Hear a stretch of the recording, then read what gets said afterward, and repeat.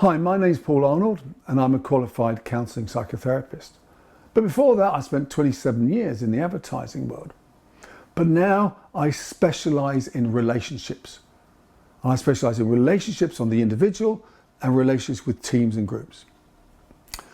And I want to share with you some learnings that inform the work I do in helping to build high-performing agency-client relationships.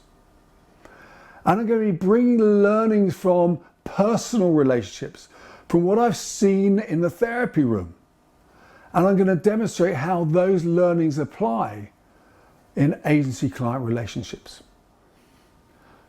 You know, relationships are dynamic living things, and you need to work at them. And if you don't work at them, they're going to die.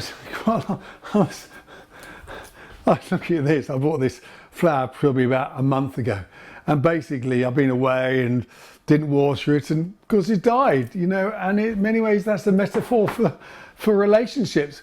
If we don't put the work in, you know, then actually it's gonna just become stale, you know. And I think that, you know, it's not just one side. You know, I often hear in the therapy room, you know, about how someone says, you know, that they're putting all the effort in the relationship and the other partner isn't, you know, and that's not the way a relationship is. An equality.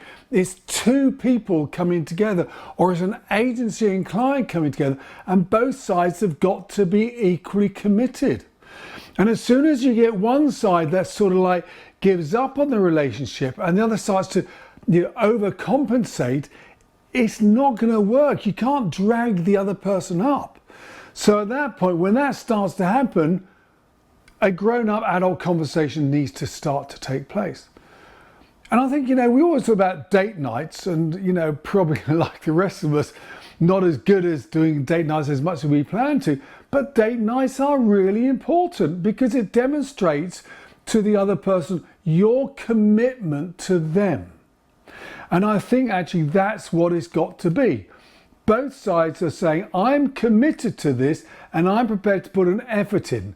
When we don't put the effort in, what's it saying to the other person? What's the meaning they're creating about it? You don't care for me. And so we've got to be putting that stuff in. And I think it's, you know, I think both sides need to go and do it. You know, I don't think it's up to all the responsibility of one side to the other. Let's take it in turns. There's one person organises it, the other person. Agency organises it, client organises it.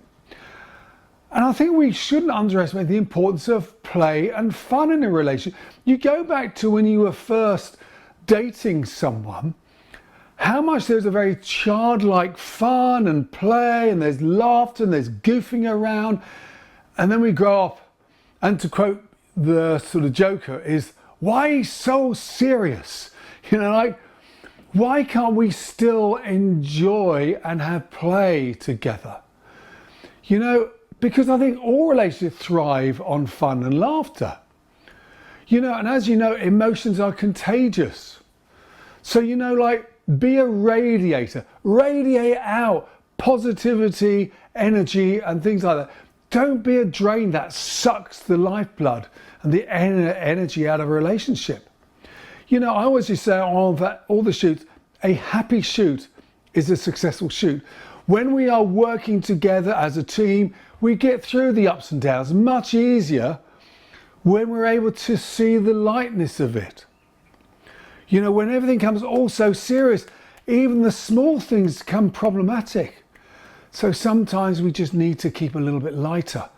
And relationships thrive on being kept a little bit lighter. You know, there's times to be deep and dark, I get it. But there are other times that we want to just sort of enjoy the company of each other.